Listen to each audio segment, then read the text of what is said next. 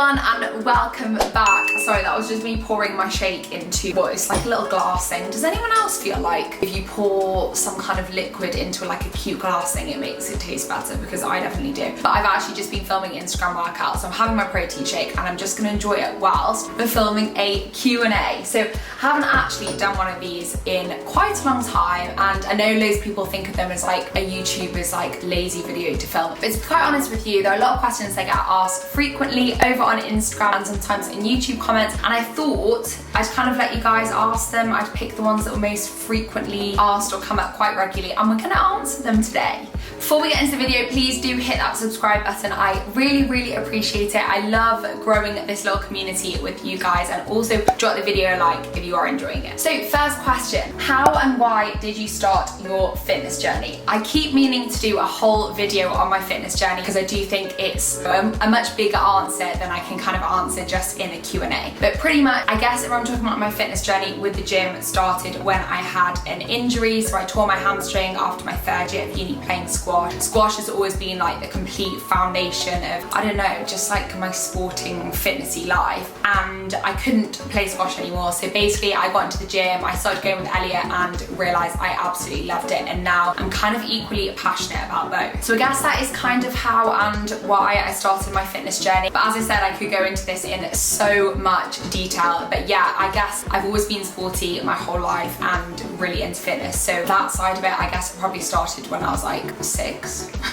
So next question is, how do you manage to not compare yourself to others? By the way, I've got the iPad here with questions, so I'm feeling super prepared, but that's why I'm looking over here. This is a really hard question, and I'd love to give you a full answer for this. First of all though, I do definitely still compare myself to others, even though I think I've got an awful lot better. The only thing that I would really say is I do think it comes with age, and I know that's such a pain if you're 16 or 18 or whatever and watching this video, but I am now 25, and I can honestly say that I compared myself from about the age of 12 through to about 23, and I don't know what happened, but I sort of finished uni and gradually it just got a lot less. I think you become way more comfortable in your own body, and I guess, I don't know whether this is just talking about body confidence, but you become more comfortable in your own body and with your personality as well. And I think it's that realization that you are born a certain way. You can't really change who you are, and you can't really change the body that you've got. But if we are talking about body confidence, so I do really think that age was a massive thing for me when it came to not comparing myself. But the other thing is just working on your self-confidence and self-love. I definitely went through so many years wishing that I was thinner, wishing that I was prettier, wishing that I looked like all my friends or people that I saw. I think there are little things that can help, like gratitude diaries. I don't personally do one at the moment, but it's something that I do really want to do, and I do have a lot of friends that have done it. Also therapy, in some ways it might sound a little bit extreme, but for several reasons throughout my life I have had therapy. I found it so helpful in many ways, not just to deal with kind of the topics that I was seeing a therapist for, but also just really figuring yourself out and knowing yourself better. I'd honestly recommend it to anybody. These questions, by the way, they're quite a mixture of fitness and personal questions, and I was gonna split them into 2 Q&As, but I just thought, is that really lazy? I don't know. So we're gonna go with one Q&A and just have a mixture of questions. So the next one is, what is your zodiac sign? Zodiac sign? What is your zodiac sign? I am a Cancer, and a lot of people say I'm quite typically a Cancer. There are a few things that I'm like, I'm definitely not. But I'm like super sensitive and creative. I think they're like 2 of the things. But yeah, anyway, you guys can make up your mind for me. What course did you study at university? What's your favourite subject at school? I mean, obviously I'm not at school at the moment. But at university I studied history of art. Again, this is like a whole other story. I wasn't really that keen on going to university. I actually ended up applying to do business management when I'd wanted to apply to universities to do fashion. I then got to university and decided I hated business management. So I did English in my first year with some history of art modules, ended up loving the history of art, went to the admissions people at my uni and just said, would you mind if I just swap my whole degree to history of art? So it was super random, but I literally loved my history of art degree. I'm such a like essay writing person, and it was just perfect for me. So I think it all worked out really well in the end, but I honestly had no idea what I wanted to study at uni before I actually went. Favourite subjects at school though, so I actually hated school, and I would say my favourite subjects, there weren't many. My favourite subject was definitely textiles. I used to love sewing, but any kind of creative thing I really enjoyed. I really enjoyed art as well, and I have to say, I actually didn't mind English or maths. I quite like maths with like how methodical it is, but I wasn't actually that good at it, whereas English I used to find really, really easy. I didn't enjoy it that much because I didn't really like the whole reading all the time side of it. And the only other one that I did actually really love, and that's probably because we didn't have to revise or do any exams in it, was PE. What can you eat as high protein snacks that don't require cooking? Well, the obvious one would be a protein shake, like I've got here. This is my Food Spring vanilla shake. You can use my code ANNIEFSG if you want to get your hands on some. Best protein in the world. But yeah, protein shake, ideal. Protein bars as well, they are actually something that have grown on me a lot over the past. Actually, do you know what? They've grown on me since lockdown, to be quite honest, because Elliot has a ton of them. So I've actually tried a few and figured that there are like 2 flavours that I actually really like. So yeah, protein shake, protein bars. Greek yogurt is actually amazing. It's really, really high in protein, so you could have that with like honey or sugar-free syrup or maple, whatever. I'm trying to think what else I like. Roasted chickpeas, if you are vegan, are incredible. You can put like some curry spices on and they go a little bit crispy, which are amazing. I also know there are a few like protein crisps and things like that out there, and Elliot and I actually tried one the other day that was called, I can't remember what they were called. They were from Sainsbury's or Tesco if you live in the UK, and they were like little triangle tortilla shape. I'm sure I've actually got tons of others, but I can't think of any more off the top of my head. But I will link all of my what I eat in a day videos because there are probably loads in those videos. Do you want kids, and if so, how many? Yes, I absolutely do want kids. I've literally known that I've wanted kids since I was really, really young. I feel like I'm a super maternal person. Yeah, definitely want kids, and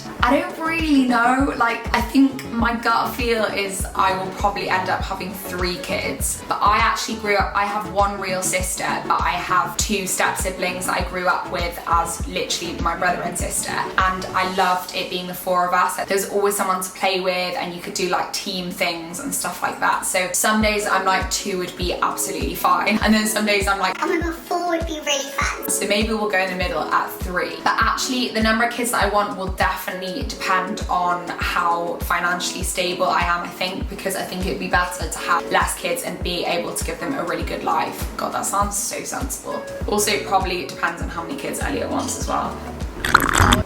Advice for how to build a positive relationship with exercise and food. Okay, so again, this is kind of a difficult one, but what I would say is make sure you're exercising in a way that you're actually enjoying. Don't try and copy what everybody else is doing. Like, there's loads of amazing info out there, which is great to act as inspiration, but there are certain types of workouts that I just don't love, or certain types of cardio that I don't love, and they're not always that easy to stick to. So for me, I know that I love doing my cardio as little HIIT workouts at the end of my workouts, like finishers, that kind of thing, or doing my cardio on a squash court, because squash is just literally cardio. But I don't really love getting on a treadmill or a bike. I do find it quite boring, and someone else might absolutely love that. Like Elliot really loves the Stairmaster. So you've definitely got to find what works for you. Also with resistance training, I really enjoy lifting weights. I don't enjoy trying to find PBs on things, doing 1 rep maxes, that kind of thing, really not for me at all. But there are people that will absolutely love that. So I'd say you've got to find your thing, and yeah, just don't copy everybody else. Just try out a few things and see what works for you. You might just find that you really enjoy exercise classes, and a lot of my friends love stuff like that. There's no right or wrong way to exercise. Also, I think a really good example of this is Sarah's Day. I feel like a lot of people probably follow her, but I have followed her for ages now, and I love the fact that she will listen to her body and just do what she feels works well for her. But honestly, she's really into body weight style of training, which a lot of people in the fitness industry can often condemn. But at the end of the day, it's all about moving your body, and you've got to find something that works for you, and then you'll be able to stick to it because you're genuinely enjoying it. In terms of building a positive relationship with food, I think probably kind of similar thing. How someone else eats isn't always going to work for you. I think that to build a healthy relationship with something, you've got to genuinely be enjoying the process. And if you're trying to like starve yourself or eat like, I don't know, like 20 different vegetables kilometers a day or follow things that you think are the right thing to do, you're never going to be able to stick to it. I personally know that I like to have my weekends as like more relaxed eating, and I find it way easier to stick to stuff during the week like I know a lot of people do, and that really works for me. So I know at the moment in lockdown, for example, Saturday Elliot and I tend to order pizza, and that just happens on a Saturday, and it means that I spend the rest of the day feeling way more motivated because I know that I'm not depriving myself of things that I really enjoy. Also, if you've got a craving for something, you've got to just go and eat it, because honestly it will come back to bite you and you'll end up feeling really, really restricted and then almost like binging on the thing you've got a craving for because you felt so like you've not allowed yourself to have that thing. The next one is to do with my cut. I do also have a whole YouTube video on this if you don't know what this girl is talking about, but basically during lockdown I've started a cut, and it's the first time I've ever stuck to a cut in my life. So it is, how long did you cut before you started noticing differences? Now this is an interesting one because it's actually something that I've been really working on with some of my clients at the moment, but my body actually doesn't respond quickly to changes at all.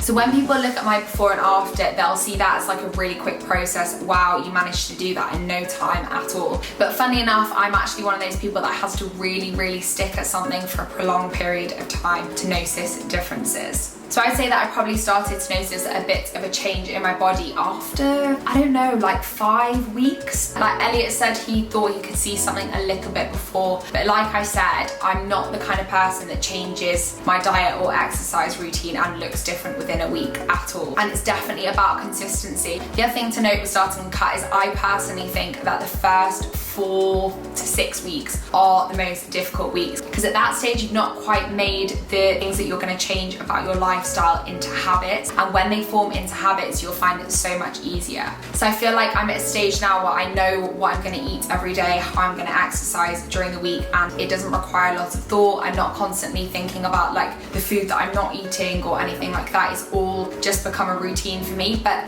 the reason also why the first few weeks I think are the most challenging is because you're expecting to see changes really quickly, because often we have this mindset that's like, oh, I'm making all these sacrifices to change my body, why is my body not letting me see these changes really quickly? And that's honestly why most people give up. So yeah, get through those weeks. Don't expect to see any changes at the start, because otherwise you're only going to end up letting yourself down. But yeah, I'd say probably 4 to 6 weeks for me personally.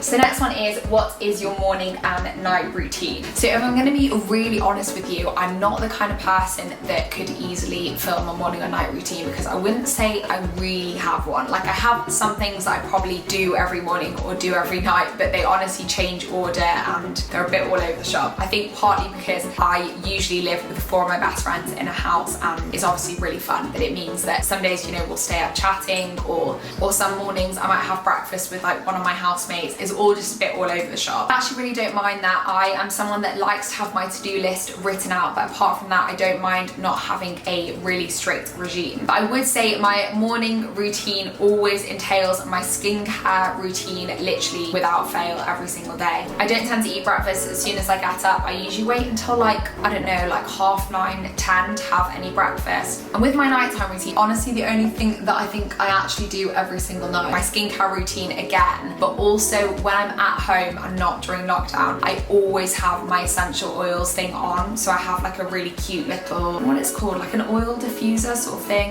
that lights up different colours, and I love having one of those on. And even though I know you're not meant to do this, but somehow it does help me get to sleep, I always end up putting like a little YouTube video on before I go to bed. However, obviously at the moment I'm in lockdown with Elliot, and he always watches television in the evening, so I tend to watch something with him, and then I will try and fall asleep while he's still watching it, because he actually goes to bed way later than me.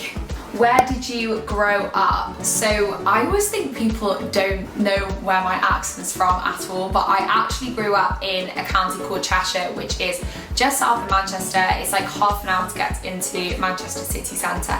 And I grew up in a town called, I guess it's a town? Yeah, a town called Altrincham, which, fun fact, has actually been voted the best place to live in the whole of the UK. And I actually do agree. I think it was one of the most amazing places to grow up, because it's quite close to a city. You've also got a lot of countryside, a lot of lovely shops in that area. It's just generally a really beautiful place, like aesthetically, to live. And you're also super close to the airport. Like the airport was literally a 12-minute drive from my house, which is so ideal. But yeah, I think my accent confuses everyone. That's mainly because neither of my parents have strong Mancunian accents, And to be honest, the area is quite a mix of like real Mancunian people and people from like all over the shop. So yeah, I am a true northerner at heart. Right, I'm gonna answer 2 more questions. So we've got, how many times a week do you train upper, lower cardio? So I guess that's just like how many times a week do I train, and this really, really varies. So I'd say I very rarely train more than 5 days a week. Sometimes it depends, because if I've got squash, it might end up being sort of 6 days, but it would never be more than 5 days in the gym a week. I just don't really fancy it, to be honest. I really love the gym, but I'm definitely not obsessed with the gym. I can actually have some weeks where I just don't set foot in the gym at all. But with upper lower cardio, if I went to the gym 5 times, I would probably have 2 of those days as upper days and 2 of those days as lower days. And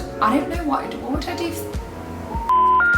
But in terms of my upper lower cardio split, when I'm actually training at the gym, I split my upper days into pull days and push days. So generally like back and biceps, and then shoulders, shoulders, chest, triceps, and then a lower body one. So if it was 5 days, it depends what day we started on, but it might be like push pull, legs, push pull, that sort of thing. I don't tend to do like a dedicated cardio day in the gym. Like I said, I get a lot of my cardio trained through squash, but also I might do like a little finisher at the end of a leg day or something like that has 3 exercises in, and I might do them back to back, and that's sort of like my cardio. So last question, what do you do on rest days? On rest days, I honestly tend to do absolutely nothing. I don't think there's anything wrong with having an active rest day. I know a lot of people do like to do that, where they'll go to the gym but just sort of do like 30 minutes low intensity cycling or something. But I don't know, I just couldn't bother to do that, to be quite honest. If I happen to be out on a walk with a friend or something, then I guess that honestly, I would never go out my way to do anything active on a rest day. I do kind of think as well, if I've made the decision to take a rest day and it's not sort of an accident, it's usually because my body is really, really sore and I feel like it needs the rest, or I'm just feeling really tired, which means that I personally feel like it's just best to do nothing. Tastes great. So I'm gonna finish it there, guys. I do hope that you enjoyed the video and also that you found these questions a little bit helpful. A lot of these I get asked very frequently, and yeah, I just think it's probably a good idea to have a place that you guys can come to get, I don't know, a few answers. I'm never sure with these things whether what I'm saying is actually, I don't know, valuable or good advice, but I guess I just talk from my personal experience, and I do think I have some experiences, especially with like exercise and nutrition, that could really help you guys. But yeah, if you do have any other video suggestions or anything like this that you want me to film, do leave a comment down below. Make sure you hit the video with a like, subscribe, and I'll see you in my next one.